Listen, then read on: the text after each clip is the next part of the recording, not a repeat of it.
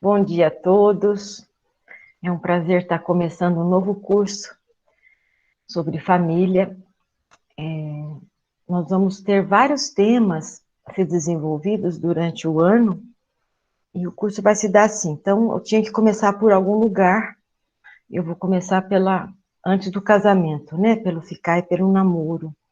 Aí nós vamos, eu vou fazer essa explanação de hoje. No final, eu vou ter sempre propostas para a gente poder fazer algumas reflexões juntos, tá bem?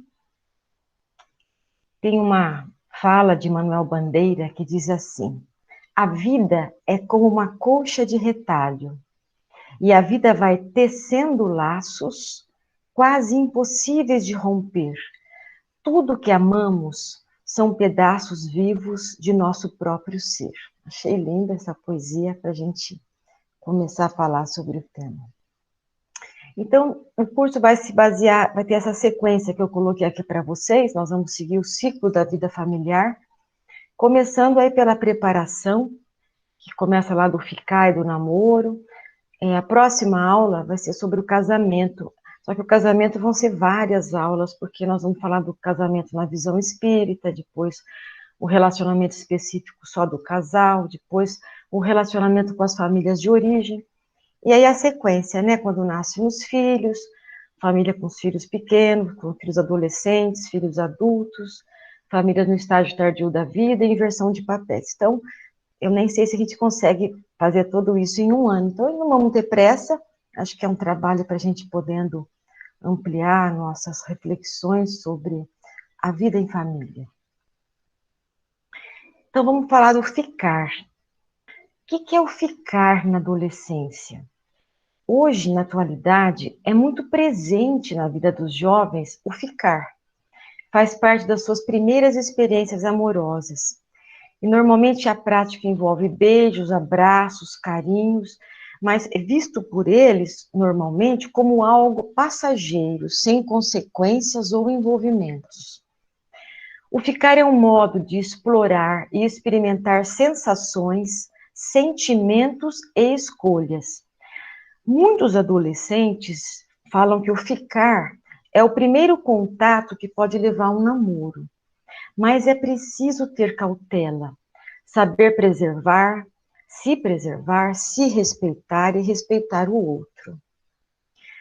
O significado do ficar como preparação para o vínculo muitas vezes é distorcido e vulgarizado. Então, tem jovens que falam assim: ah, eu vou pegar aquela menina, até meninas usando esse termo assim, um termo totalmente banalizado, vulgarizado, né? E onde as pessoas, esses jovens, eles querem apenas viver a sensação física, com desrespeito ao sentimento do outro e a si próprio, porque quando o jovem é, vai estar com o outro numa troca, essa troca não pode ser somente física, tem que ter o sentimento envolvido, senão banaliza a questão do afeto e do vínculo. Então, a banalização do ficar desestimula a formação de vínculos e alimenta a infidelidade, que aumenta no namoro e no casamento. Vocês sabem, tem muitos jovens, claro que vão formar vínculos, mas alguns já iniciam essas primeiras experiências só com o ficar, e nesse sentido, de ficar com um monte de gente, vai banalizando, fica com uma menina, engana ela, atrai a outra, algumas meninas fazendo a mesma coisa. Então, esse exercício da mentira, da troca constante, da infidelidade, acaba sendo um registro para esses jovens e pode favorecer que também eles vão trair mais no namoro, inclusive no casamento. Então, alguns meninos, ainda presos a uma visão machista, através dos modelos inadequados de alguns pais, são mais adeptos a ficar, enquanto as meninas preferem namorar. Vocês sabem, ainda focando a questão da cultura, pais que não têm essa visão que nós temos, né, da questão da espiritualidade, eles acabam reforçando para os filhos uma questão assim: aí, filho, ainda não beijou ninguém? Alguns pais falam assim: você não catou ninguém? Então, assim, já desde o início, esses pais acabam incentivando esses filhos à vulgarização da troca, não é? E as meninas preferem namorar. As meninas, normalmente, elas amadurecem mais cedo que os meninos. Então, é comum os jovens se cobrarem também a experimentar o primeiro beijo. Eles falam assim, todo mundo acha que já conhece esse termo, né? Você ainda é BV, né? Que é boca virgem. E eles se cobram isso, né? Nossa, você tem que beijar alguém. E muitas vezes acabam beijando qualquer menino ou menina por pressão do grupo. E nós vamos ver mais para frente que não é todo mundo que fica preso a essa pressão, depende da relação que esses jovens vão ter na casa deles. Mas às vezes acabam, pela pressão desse grupo, que é forte na adolescência, acabam beijando por beijar uma pessoa que eles não têm nenhum afeto, nenhuma vinculação, nem às vezes nenhuma atração, para mostrar para o outro que ficou. Olha que coisa ruim, esse primeiro envolvimento, que é um beijo, que é uma troca de energia tão importante, ser vivida assim, como uma obrigação cobrada por um grupo. Então, entre os meninos, ficar com várias meninas pode significar, entre eles, maior valor dentro do seu grupo. Então, eles falam assim, nossa, eu já fiquei com 10. Às vezes falam assim, já fiquei com 10 hoje, numa noite, às vezes acabam ficando com um monte de meninas. Então, é como se isso fosse algo de potência. E para as meninas, que já é inadequado o que eles fazem, e também para as meninas, mas eles recriminam aquelas que ficam com mais frequência, chamam as meninas de galinhas, de não confiáveis, inclusive elas são passíveis de rejeição, tanto por parte dos meninos como para as meninas, que aí vem dessa questão cultural, né, uma coisa mais focada na menina, no sentido do não poder, e no menino não, então ele acaba podendo ter uma vivência abusiva nesse sentido. Então, alguns jovens, como eu disse, contam que beijaram 10 meninas numa noite. Então, é a perda do sentido do beijo, que é uma troca de energia sexual e é uma intimidade. Vivenciando apenas um movimento impulsivo, focando só o prazer físico. Agora, muitos jovens iniciam prematuramente as experiências em relação ao sexo, com inadequações e sem preparo algum, muitas vezes pela falta afetiva na família, que nós vamos falar daqui a pouco, e pressão do grupo. Então, a gente fala que quando os jovens não têm um modelo adequado, não têm uma qualidade de troca afetiva familiar saudável, eles acabam buscando a falta, eles sexualizam a falta afetiva. Às vezes tem meninas de 11 anos beijando, às vezes tem meninos e meninas de 13 anos já tendo trocas sexuais sem nenhum tipo de preparo.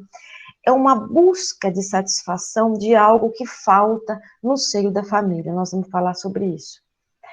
Então, experimentar uma troca de um beijo com um único menino ou menina que estão gostando e que tem atração física e amizade, não é uma experiência negativa, desde que favoreça a construção de vínculos. Eu trabalho com jovens, eu já tive filhos nessa faixa etária, então eles começam a gostar. Então, às vezes, nesse momento da atualidade, antigamente o jovem tinha que ir na casa dos pais para pedir a menina em namoro, não é? Hoje isso está muito longe dessa situação. Então, alguns banalizam o ficar, mas alguns, eles têm nesse primeiro beijo, esse primeiro ficar, quando já tem uma amizade, eles já estão formando um vínculo e acabam tendo um encontro com um beijo, como realmente uma preparação e uma construção para o namoro. Quando os pais se respeitam, isso é muito importante, e respeitam os filhos, cuidam das suas necessidades físicas, emocionais e espirituais, estes tendem a desenvolver uma autoestima mais saudável, com mais respeito por si mesmo e com quem se relacionam. Então, quando eles têm essa base na família, eles não vão vulgarizar a troca com o outro. Então, agora o namoro, né? O que é um namoro? A busca de um parceiro. Acho que todos nós, desde lá quando somos mais jovens, somente alguns espíritos que já vêm com uma missão de não fazer vínculo e acabam nem tendo esse interesse realmente, mas nós buscamos um parceiro ou uma parceira. E como são feitas as nossas escolhas? Vejam, a pessoa que escolhemos para namorar ou casar depois pode ser semelhante com nosso pai, com nossa mãe, ou com quem o substituiu em nossa vida. É muito comum, nós temos esse modelo dos pais, né? Eu tenho um modelo de pai e um modelo de mãe. E se a relação é boa, eu acabo buscando uma pessoa parecida com o traço do meu pai. E também, se não é boa, eu também acabo buscando, acabo sendo aquelas escolhas que eu vou repetir no modelo que nós vamos falar daqui a pouco. Agora, as programações feitas antes de reencarnar também influenciam as nossas escolhas amorosas, no namoro e no casamento. Às vezes, as pessoas já vêm com um planejamento para casar com tal pessoa, para ter um tipo de família, e acabam tendo uma atração, até um namoro que pode começar cedo. Eu tive uma amiga que ela tinha 14 anos. Ela começou a namorar um rapaz e casou com ele, foi o único namorado, está até hoje com ele. Não é comum, né? Na adolescência, às vezes o jovem não acaba casando com o primeiro namorado. Mas, às vezes, existem programações que o jovem acaba se encaminhando para ela. Mas, às vezes, mesmo havendo programações, pelo nosso livre-arbítrio, nós podemos alterar algumas situações até combinadas anteriormente. A qualidade do relacionamento com nossos pais, desde o nascimento, também influenciam positiva ou negativamente nossas escolhas futuras, como eu disse. Então, eu posso buscar uma troca mais amorosa, onde predominem aspectos saudáveis, ou posso buscar um relacionamento, se meus pais viviam brigando, se a tônica do relacionamento era o conflito, inconscientemente eu posso buscar trocas e ficar repetindo modelos, e ficar brigando o tempo inteiro, ao invés de ampliar um aspecto mais amoroso. Então, os pais são os primeiros modelos de relação amorosa. Então, todos nós temos um modelo de pai e mãe internalizado que vão influenciar nossas escolhas. E sabe, tanto no aspecto do mundo interno e até do externo. Eu tinha um vizinho, quando eu era criança, pessoas muito queridas, eu era amiga da menina e tinha um irmão. E a mãe dela era uma pessoa muito obesa, e esse filho foi tão interessante, ele depois se casou, muito lá na frente eu fiquei sabendo, eu vi a foto, ele casou com uma mulher parecidíssima com a mãe. Ela era bem gorda, até os traços, e a mãe era muito dominante. Ela, na família, ela tinha um caráter de domínio, e ele realmente como um menino mais passivo. Então, se a gente não amadurece e consegue se distanciar de alguns modelos que podem não ser tão saudáveis, nós tendemos a repeti-los. O que é um modelo saudável para nós? Quando nós vivenciamos, desde o nosso nascimento até a adolescência, modelo de companheirismo dos nossos pais, de cooperação nas questões domésticas, de cooperação nas dores, nos afetos, poucos conflitos todos vamos ter, porque nós somos diferentes, mas quando os conflitos são pequenos, com um predomínio da troca amorosa, com um cuidado e respeito mútuo. Então, esse é um modelo importante, que quando os filhos têm esse modelo, eles tendem a reproduzi-lo em suas escolhas futuras. E um modelo adoecido, onde prevalece a rivalidade, a competição, são aqueles casais que eles não casam, eles competem, eles não deixam a coisa fluir, juntar, ficam o tempo inteiro querendo competir, quem que vai dominar, quem que vai mandar, muitos conflitos com isso. Então, predominam trocas agressivas, com mais descuido, desrespeito. Vejam, se uma criança cresce num meio assim, né, salvo se ela é um espírito mais evoluído, onde esse aspecto do meio não interfira tanto, mas ela vai ficar impregnada com esse modelo mais adoecido. E isso vai afetar as suas escolhas. Isso vai afetar, inclusive, o que eu disse lá atrás, quando a pessoa sexualiza a falta afetiva, se ela não tem nada na família de uma forma mais saudável, ela também vai buscar situações mais negativas e pode ter uma vivência precoce com as experiências na questão da sexualidade, por essa família tão disfuncional. Agora, a escolha do parceiro se dá a dois níveis. Um nível consciente, que seria pelas características físicas, isso é o consciente. Ah, eu me atraio. Embora mesmo essa atração, às vezes ela pode estar associada a um planejamento espiritual, né? Que faz você se ligar, buscar aquela pessoa. A idade, a escolaridade, a classe social onde a pessoa vive, observação dos pensamentos e atitudes em relação aos valores, isso é consciente, né? Então, olha, como essa pessoa pensa, como são seus valores, qual que é a religião, ela tem religião, a semelhança a gente começa a observar, e a compatibilidade. Ideais sobre relacionamento, família e filhos. Então, tem pessoas que falam assim, eu quero casar, eu quero ter filhos. E conhece uma pessoa que fala assim, nossa, eu não quero ter filho nem pensar. Isso já é um obstáculo a nível consciente para que essa pessoa fique com a outra. E a atração física, que ela é muito importante para esse encontro existir, não no nível da amizade, mas para nível de um vínculo. E a escolha a nível inconsciente? Primeiro vem, como eu disse, os planejamentos espirituais, e existem as projeções, isso é muito importante, que são escolhas inconscientes. Quando a pessoa ela tem uma pouca percepção de si e do outro, ela acaba só repetindo os modelos, como eu disse lá, dos pais. Então, ela acaba buscando relacionamentos que podem não ser bons, mas elas são projeções que ela faz do que ela viveu. Então, ela acaba buscando fazer um relacionamento sem muita consciência, não é? Só então, com a ampliação da consciência e de um autoconhecimento, onde a pessoa consegue diferenciar o que é dela e do outro, ela consegue ter uma maior diferenciação entre ela e o outro e fazer escolhas mais saudáveis e maduras. O Jung diz assim: projetar conteúdos inconscientes é um fato natural e normal em todo ser humano, que não possua uma capacidade reflexiva mais desenvolvida.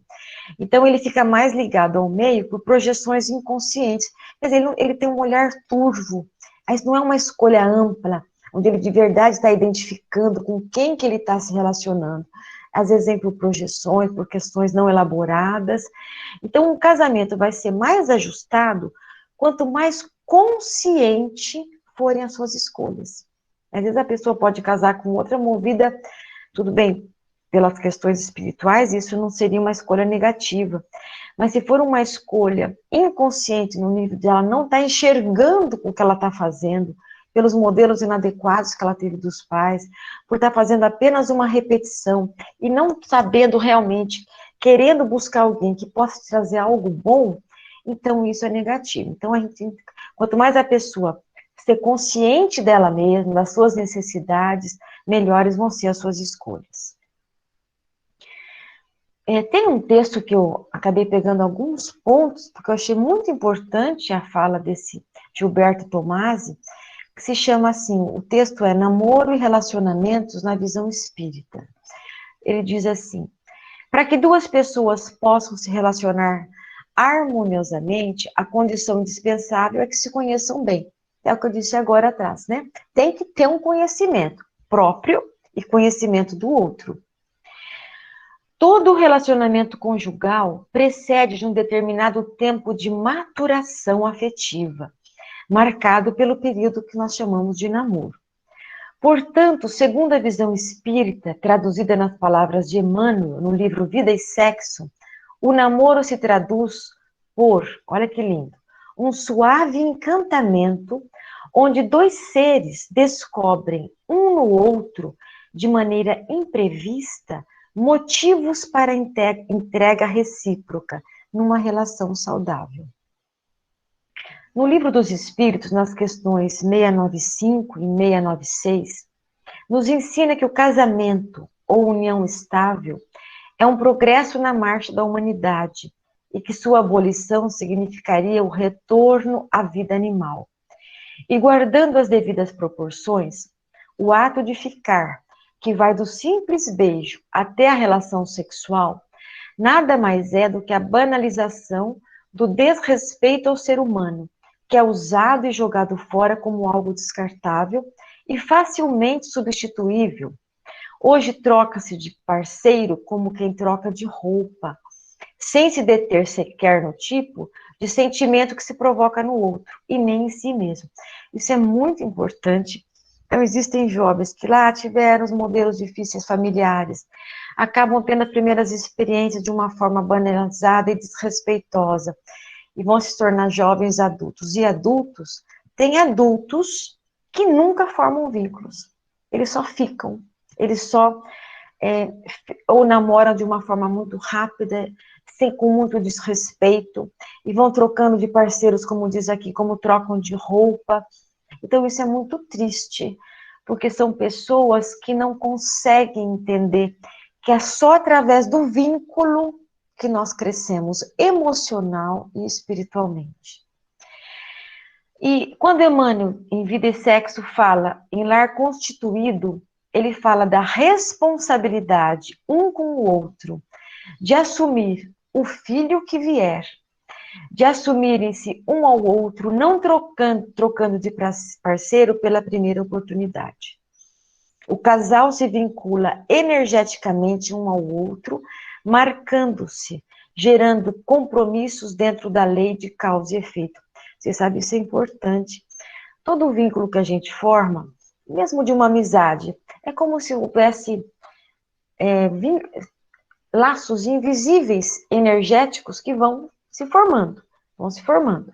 Então, quando você namora, você vai formando vínculos. Quando você casa, você vai formando vários vínculos, várias teias. Por isso que quando uma pessoa larga da outra, abruptamente, é como aquela brincadeira sabe, do João Bobo, a pessoa se solta na mão do outro, e a pessoa se solta, o outro segura, se solta, o outro segura. Se um solta a mão, o outro cai. Então, quando uma pessoa larga a outra abruptamente, essa quebra energética, essa quebra desses vínculos que você não enxerga, desses laços, eles são abruptos. Isso gera muito sofrimento, né, para quem é deixado. A relação sexual não acaba após o orgasmo. Ela gera efeitos no campo magnético dos envolvidos. Como eu estou falando, é de muita responsabilidade as trocas em relação à sexualidade. No beijo, na relação sexual. Na questão 298 do Livro dos Espíritos, vemos que a maior parte dos relacionamentos matrimoniais que são felizes são relativamente pelas afinidades de suas inclinações e instintos. Apenas nas esferas superiores, nos dizem os espíritos, é que encontra a verdadeira união e reciprocidade entre os espíritos. Sexo e responsabilidade precisam ser inseparáveis nos relacionamentos afetivos. Para finalizar e nós começarmos a conversar, eu quero ler isso para vocês, que é muito importante, do livro Sexo e Consciência, do Divaldo Franco, sobre a energia sexual. Diz assim: o sexo, como qualquer outra função biológica, tem a finalidade precípua, que é a continuidade da vida na Terra. Ela se apresenta como um dos mais predominantes instintos primários, aqueles que garantem a nossa preservação. Para que os seres, todos os seres, ficassem atraídos uns aos outros, no intuito de realizar o fenômeno da reprodução, a natureza permitiu que os hormônios nos proporcionassem as sensações e os sentimentos que nos concedessem as emoções. As duas experiências estão na pauta da nossa estrutura mental. Aqueles que estagiam nas faixas primárias da evolução preferem as sensações que saturam rápido, passando a buscar experiências novas e diferentes que vão desaguar nas aberrações. Os indivíduos que transitam na faixa evolutiva do equilíbrio, porque encontraram a realidade do espírito, têm mais emoções do que sensações. Nessas pessoas, o intercurso sexual é feito de ternura, não é brutal como nos seres primitivos. Olha que mensagem completa, não é? Então, o ser humano, nós somos dotados do prazer, do orgasmo, para que nós formássemos o vínculo na função da reprodução. Vocês sabem, tem inclusive um livro que chama O Macaco Nu, não sei se vocês já leram esse livro, ele fala um pouco dessa questão. Por exemplo, o animal irracional, ele não tem prazer sexual. Mas o homem, para a preservação da espécie, olha que interessante, quando ele vai ter a troca, o homem ele fica em pé. Para ter a troca sexual, ele tem, se a mulher não tem o orgasmo, vamos dizer assim, o homem, rapidamente depois ela levanta.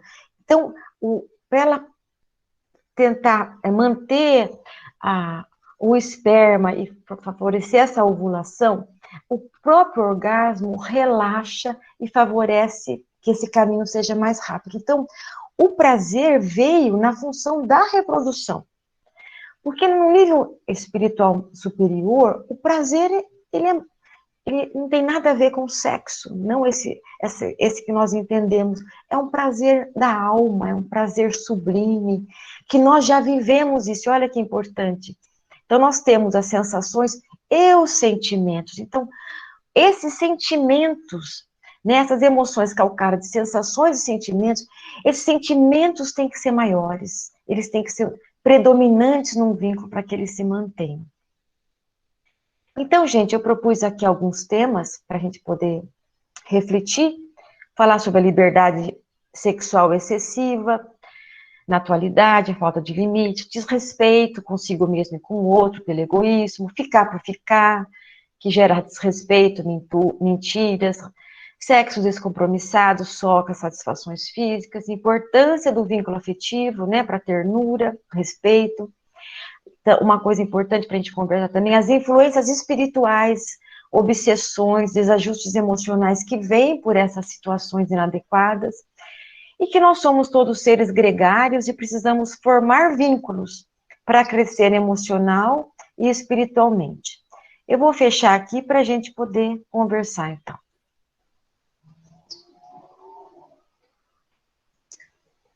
Marília, tem muita coisa para a gente conversar. A Adriana já fez uma pergunta aqui. Adriana Simões. Minha filha já está sendo cobrada com 15 anos que beije. Eu disse a ela beijar quando gostar do menino e ele gostar dela. Disseram até que vão comprar um bolo e cantar parabéns, porque ela é a única que ainda não beijou no grupo. Como orientar? Olha, isso é muito importante. É o que sua filha foi muito bem orientada por você. Porque você vê, a pressão do grupo, gente, ela é cruel. E muitas pessoas que não têm, talvez, como você está mostrando para sua filha, quando os filhos têm essa base familiar adequada, pais que têm um vínculo amoroso, o grupo não vai ter essa força. Então, o que você falou para sua filha é muito importante. A hora que ela encontrar um menino que ela de verdade gostar e ele gostar dela, uma amizade boa, aí ela vai ficar. Então, esse grupo acaba realmente sendo patológico. Mas é muito importante que a sua filha também se relacione com pessoas que também pensem como ela, né? Que tenham esses valores, para que também ela possa ficar fortalecida por um grupo de iguais que tenham sejam mais saudáveis nesse sentido. Respondi sua pergunta? Enquanto ela responde, eu gostaria de fazer uma pergunta que, para mim, você tocou no assunto, mas eu acho que é de extrema importância, porque a gente está numa reunião aqui, principalmente de pais. É a questão da cultura. E a cultura exerce uma influência muito grande, principalmente na educação de meninos e meninas. E a gente sabe que nós, espíritos imortais, trazemos nossas tentações do passado, como dizia Chico Xavier, os cachorrões grandes que ficam correndo atrás da gente, e a gente quer que o cachorrão pegue a gente, né? Que são as tentações, por causa do prazer. Então, o prazer sexual, né, o desequilíbrio na área sexual pode vir com muitos de nós. E com aliados isso à cultura do machismo, né, os homens mais livres, podendo fazer o que quiserem, então a gente acaba inconscientemente por essa cultura educando o homem a poder fazer tudo o que quiser e não respeitar nada disso que você falou aqui agora. E faz o contrário com a mulher, né, com a menina. Isso mesmo. E aí acaba gerando uma guerra de sexos aqui no mundo material. E a gente acaba também esquecendo que todos nós somos os mesmos espíritos. Ora a gente está no corpo masculino, ora no feminino. Então, assim, eu acho que esse é um tema que nós, pais, precisamos ter muito claro dentro para a gente poder quebrar esse modelo, esse paradigma, né, e poder criar os dois, tanto o menino como a menina, com os mesmos respeitos, com os mesmos Valores. cuidados. Então, eu acho que isso aí seria um tema para mim excelente para... É muito importante. Muito importante. Vejam, eu tenho 2 filhos. De verdade, eu tenho um menino e uma menina, né? Hoje são adultos. Mas, os filhos, meus filhos, eles não ficaram assim. Claro, eu acho que ficaram, às vezes, para experimentar. Mas, de uma forma, eles criaram vínculos. Os jovens, escute, Adriano, quando a gente consegue educá-los através dos nossos valores, isso eles vão internalizar. Agora, o que você falou, tem um ranço do patriarcado, do machismo. Na época de meu pai, veja, os homens, era a época que as primeiras trocas sexuais desses homens eram em prostíbulos, não é? E muitos deles, na época do meu pai, eu me lembro, eles levavam os filhos para iniciar a vida sexual, que é uma coisa tão importante, essa troca de energia, que ela vai se elevar a algo maior mais para frente, no sentido da sublimidade, da canalização, lembra? Dessa energia para o amor de doação. Então já começam muitos jovens lá da geração, jovens da minha geração, né? Porque é o meu pai, então pensar, muitos jovens, homens da minha geração, foram educados para banalizar a troca sexual e de alguma forma desrespeitar a mulher, porque eles podiam tudo. Então toda aquela questão da educação. Agora, da minha geração para cá, eu acho que isso já vem mudando bastante, embora ainda existam muitos homens, ainda tem um predomínio de homens que ainda acham que eles podem realmente trair. Para eles não é traição. Alguns homens falam assim, não, mas é só sexo. Olha, né? Como se fosse, é só sexo. Olha a troca de energia, né? Olha o descompromisso com o outro. Mas isso, Adriano, eu acho que já está mudando. Eu penso que os jovens de hoje, os jovens, quanto mais de geração para geração, então agora meus filhos vão ter os filhos dele, e já penso que eles vão educar os filhos cada vez mais integrados, claro, tendo o valor espiritual, tendo uma religião, né? Não precisa ser espírita, qualquer religião, ou qualquer valor que preserve a importância dos vínculos entre homem e mulher, independente, como você falou, do gênero, né? Eu acho que isso é uma coisa da nossa evolução. Ok. Bom, nós estamos abertos aí a perguntas. Quem quiser fazer alguma pergunta, é só abrir o fone ou então pode escrever no chat aí pra gente. Enquanto ninguém pergunta, nesse contexto que a gente estava conversando, eu vejo muito que é normal, que é natural, os homens, né, mais livres e fazendo tudo sem cuidado, com desrespeito. A gente viu um movimento também, como são os mesmos espíritos imortais, as mulheres também fazendo esse movimento, indo para a liberdade total, indo para o descuido, né, para o desregramento. É normal. mas a gente percebe, justamente como somos todos espíritos imortais, a gente vai para o excesso e depois volta para o equilíbrio, né? Então, infelizmente, esse movimento também acontece hoje com as mulheres, nessa busca de liberdade. É verdade. Mas são, como você disse, nós todos temos registros como homens e mulheres, e essa questão do sexo, ela é muito forte.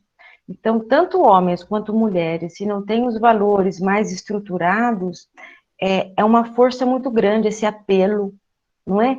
E muitas mulheres, na busca de uma igualdade, elas se perderam, porque ficou na igualdade apenas da questão física. Isso. Na verdade, nós temos que ser iguais no nível moral. Nós temos que ampliar uma moralidade, valores, porque o sexo vem de uma forma saudável para ambos. Acho que isso é um processo que todos nós temos que passar, né? E acho que os nossos filhos vão sendo mais privilegiados nesse sentido, se nós formos passando a cada vez mais esses valores. E passando, como eu disse, através dos nossos modelos, né? Que eu posso falar uma coisa e fazer outra. O Donizete fez uma pergunta aqui. Como orientar a filha quando diz para a mãe que quer fazer sexo com o namorado? Então, como orientar a filha? Quando ela diz para a mãe que quer fazer sexo com o namorado. Então, se ela tem um namoro, que é um vínculo, tá bem? Claro, se é um namoro de um dia, mas se ela está namorando já há algum tempo, se ela já tem uma idade um pouco mais acima de 16, 17 anos, hoje, vocês sabem, os jovens iniciam a relação sexual, a grande maioria, a partir dos 16 anos, até antes alguns. Então, se o jovem está namorando já há bastante tempo, e eles vão tendo uma intimidade, a mãe e o pai devem orientar essa filha, devem ir com essa filha numa ginecologista, porque vocês sabem, não, você está muito nova, você não vai fazer isso. Vamos pensar que a mãe leva uma repressão. Então tem que haver um preparo e uma orientação para que aquela experiência seja uma experiência consciente. Então vai no ginecologista, a ginecologista vai explicar a maturidade. Às vezes ela vai falar, olha, ainda é cedo se for uma pessoa mais nova, ou espere mais um pouco, olha, mas se você for fazer, você tem que tomar pílula, você entende? É uma orientação necessária para que a filha não vá, por impulso, acaba, às vezes, tendo a experiência, né, se ela está namorando já, se tem uma situação com a sexualidade já mais avançada no sentido dessa dupla, acaba às vezes tendo uma troca sexual, engravidando, e aí dificultando mais ainda essas situações. Então, uma boa orientação é fundamental. Então, quando os filhos têm essa liberdade, olha que coisa boa, os filhos estão confiando nos pais. Puxa, filha, você está querendo? Vamos pensar, é hora. Mas, olha, eu vou te levar no ginecologista. É ter essa educação, né? A Adriana fez uma outra pergunta aqui também, mas eu não sei se eu entendi a pergunta, Adriana. Depois, se você quiser complementar. O sexo está muito vulgarizado porque, espiritualmente falando, eu não entendi a pergunta, Adriana. Se você quiser complementar.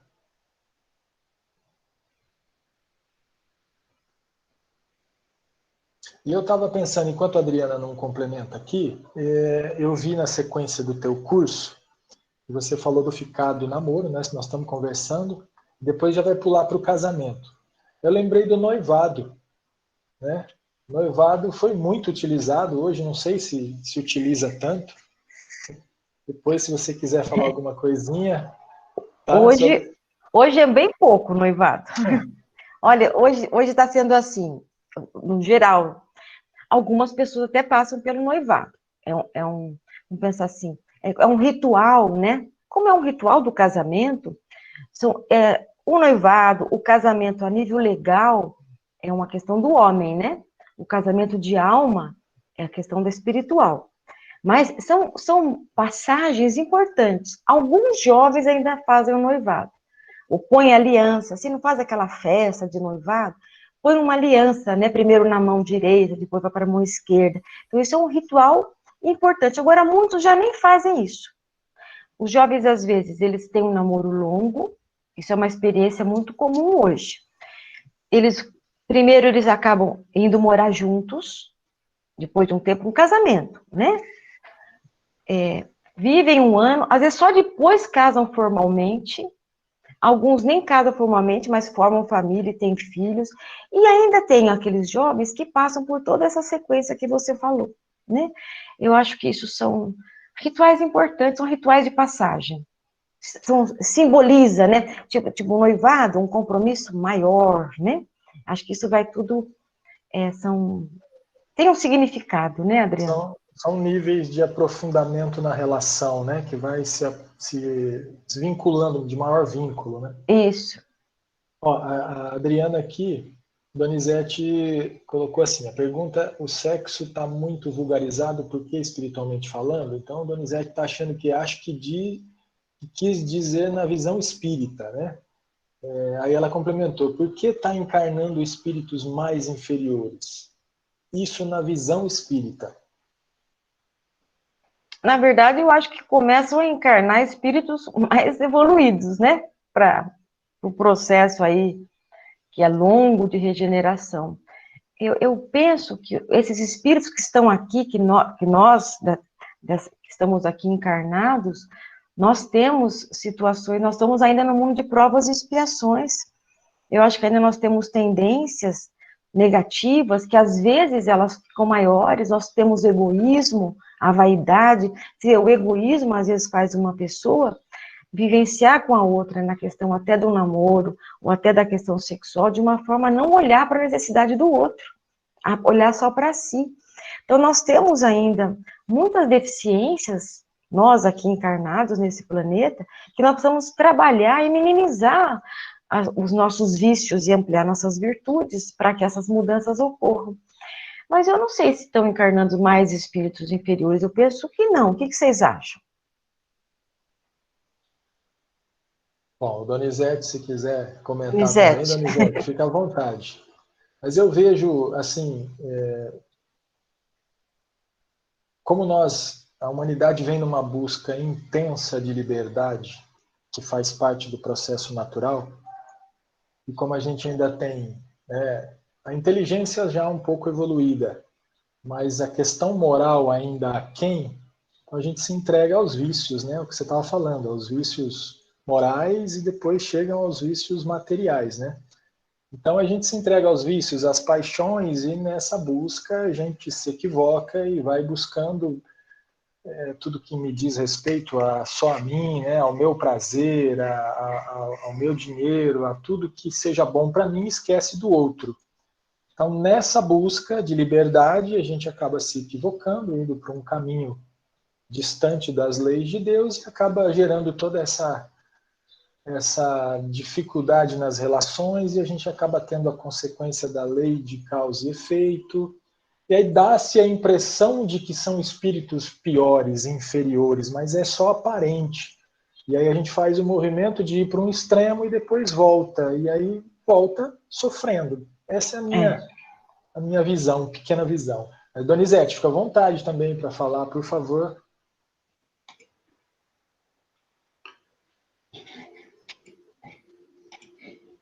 Já que me deram a oportunidade, vou aproveitar um pouquinho aí.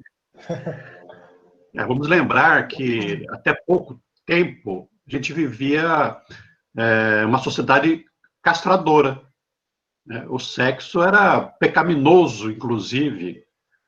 Então nós estamos vivendo uma época de liberdade, de muitas possibilidades de expressão, expressão corporal, expressão de sentimentos.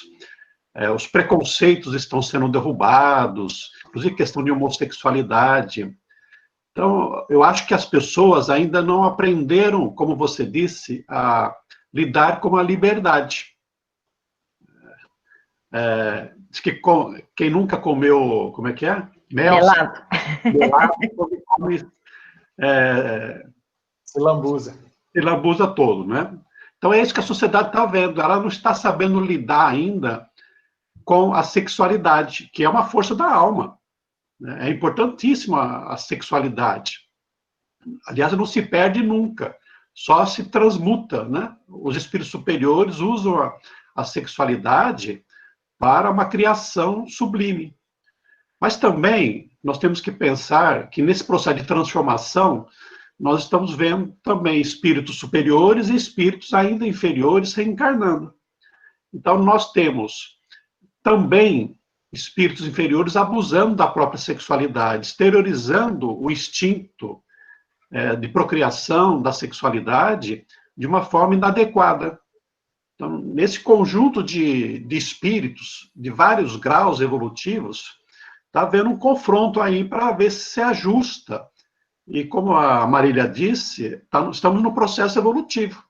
Logo, a gente vai se adequar a essa nova realidade, que é para melhor, que é para o bem-estar e a felicidade, porque sexo também é prazer e é felicidade. E você sabe, Donizete, quanto mais a pessoa é reprimida, que vem da castração, na questão cultural, né, de toda essa vivência do machismo, desde lá do início, quanto mais houve bloqueios, mais vamos pensar assim, rigidez, mais as pessoas, quando se deparam com a liberdade, elas se perdem. É 880.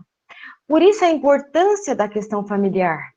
Porque quando a família consegue já ter, quanto mais as pessoas já conseguem ter essa visão mais igualitária entre homem e mulher, nos direitos e nos deveres, e conseguem vivenciar essas questões da sexualidade de uma forma saudável, eu penso que isso, com o tempo, esses filhos que vão vivenciando e aprendendo, mesmo tendo suas tendências, isso vai tendo uma diminuição.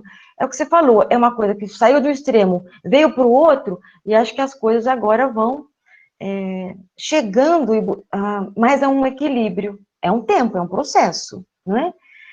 Porque essa energia, como você disse, ela é fundamental se for ascendente, lembra? Que ela vai crescendo para o coração. Agora, se for uma energia que fica estagnada apenas nas sensações e nas questões puramente físicas, e aí fica uma coisa totalmente primitiva, não é? Marília, eu queria aproveitar e perguntar para você, eu acho que é importante, com relação ao namoro em casa, a dormir em casa com a namorada, com o namorado, porque é uma situação constrangedora para os pais. Como é que eu lido com isso? Eu deixo a filha dormir em casa com o namorado, ou a namorada dormir com meu filho? Como é que faz com isso? Eu vou falar de uma experiência minha, tá bem? Vou falar sobre mim, e vou falar sobre muitos pais, que é assim, na nossa época, os pais eram muito rígidos, né? Até para namorar, não podia muito ficar em casa. Hoje, os jovens, quando eles têm um namoro, eles são mais velhos, eles começam a ter vida sexual. Eu, de verdade, os meus filhos tinham essa liberdade em minha casa, não na minha frente, não é? Mas era melhor que eles tivessem essa experiência dentro de minha casa do que saindo por aí, correndo riscos, indo em lugares negativos, entende? Então, agora isso depende de cada pai. De alguma forma, os filhos vão vivenciar essas trocas.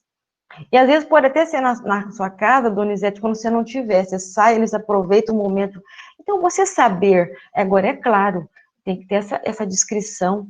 Da mesma forma que um casal que tem a vida sexual, não vai vivenciar uma coisa tão clara na frente dos filhos. Então, esse respeito tem que existir. Agora, seria até uma inocência da nossa parte achar que isso não vai acontecer, né? Porque vai acontecer. Alguns pais que têm que acham que podem abrir esse espaço em casa, abram. Mas tem pais que preferem não abrir, então não abram. Eu acho que isso não dá para fazer assim. Tem que ser assim ou tem que ser de outro jeito. Aí depende de como cada um enxerga, não é? Cada um tem seus limites também. Respondi a pergunta, Donizete? Respondeu, e realmente não é fácil, né? Porque depende muito da consciência do filho e da filha. Sim. Né? Essa questão como você falou, de vinculação afetiva. Porque vamos imaginar uma filha que tem um hábito de namorar, qualquer namorado está levando para casa, ou o filho, né? Levando várias meninas para casa. É uma coisa meio complicada. Aí não, né? Então, a gente tem que sempre tentar contextualizar a situação. Isso. Primeiro, como é o modelo desses pais? Porque, gente, os nossos modelos são fundamentais. Os filhos internalizam esse casal. Né? Como é a relação desses filhos com quem eles se relacionam? Então, se é um filho que está cada dia com uma menina, a sua casa não vai virar um motel. Não é isso? A palavra é bem essa. Então, a gente tem que contextualizar sempre. Agora, tem um filho que namora há bastante tempo, tem uma menina ótima, estão fazendo planos. Se a família, insisto em dizer, isso não pode ser regra. A gente tem que respeitar o funcionamento de cada um. Eu tenho amigas que falam, não, na minha casa eu não deixo e pronto. A pessoa, ela não se sente bem e pronto, não é? A gente tem que respeitar o outro. Acho que isso é uma situação de cada um. Acho que o que a gente tem que poder, que é comum, é a gente poder vivenciar e estimular um vínculo respeitoso. Com a gente mesmo, com o outro. Acho que isso é o fundamental para haver crescimento, né? Emocional e espiritual.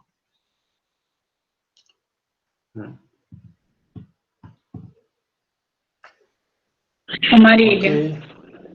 Oi, Cleomar. Posso fazer um comentário? Eu já havia falado com o Adriano as questões aí que até você abordou.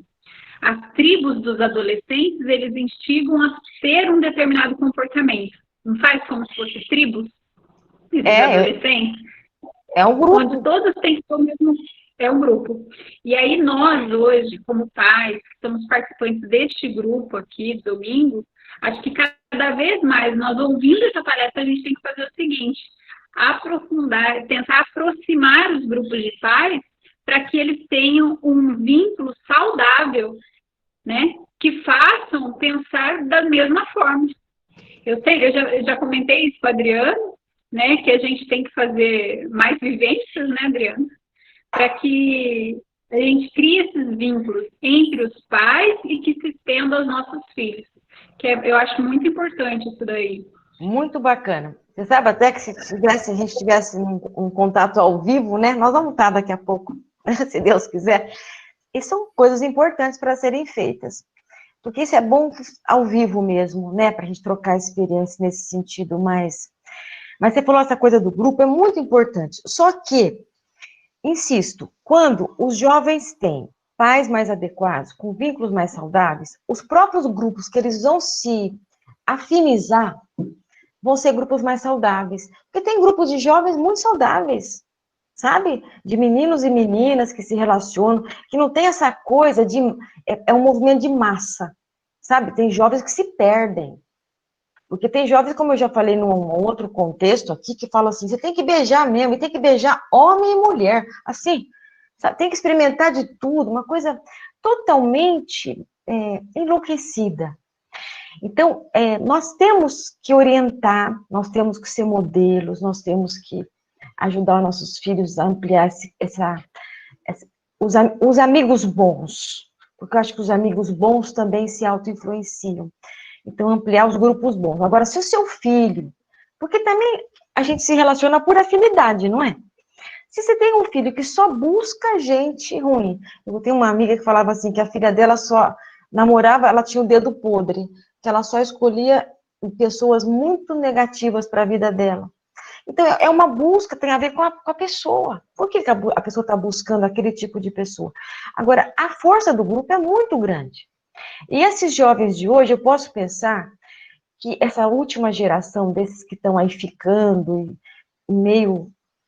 já vem de situações onde os lares estão menos acolhedores, sabe? Os pais trabalhando sempre demais, essa coisa do virtual que entrou, esse despreparo familiar e vincular favoreceu, Cleomar, eu acho, esses grupos mais patológicos nos jovens. Então, a gente tem que, como você falou, ajudar os pais a a pensar, a trabalhar, identificar com quem seus filhos estão andando, o que eles estão sentindo. Acho que é identificar e trabalhar em cima, né?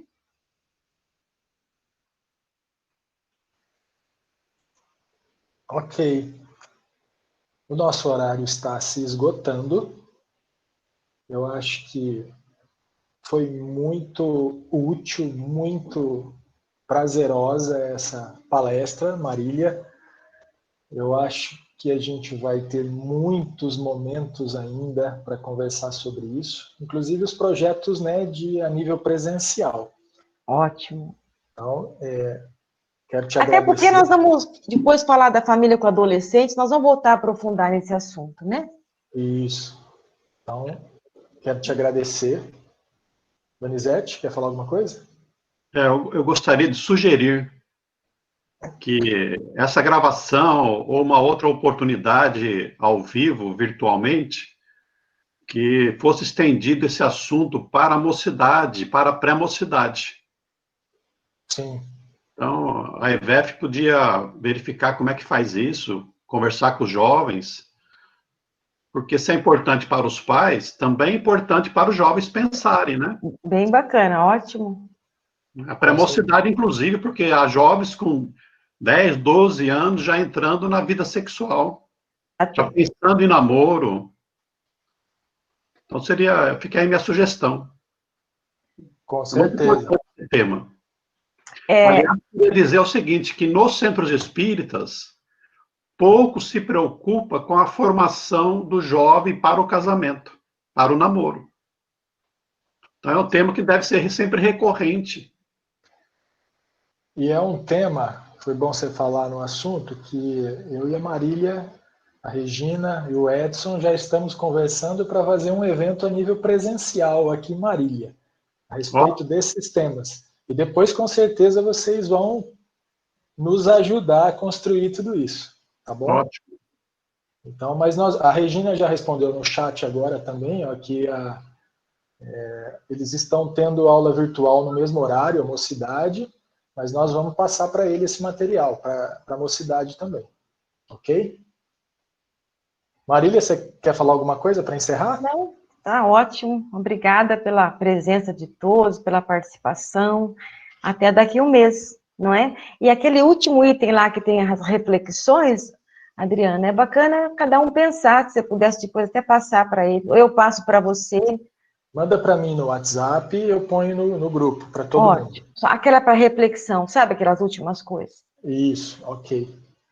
Então eu agradeço de coração, muito obrigado mesmo. Esse tema é excelente, é muito útil.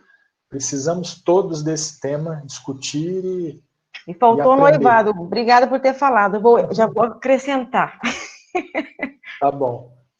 Então, vamos encerrar a nossa primeira parte. Vou fazer aqui agradecimento a Marília. Obrigado, Marília. Obrigado a todos os pais que participaram. Vou fazer a prece de encerramento e depois a Regina e a equipe da evangelização vai se reunir com as crianças. Muito obrigado a todos.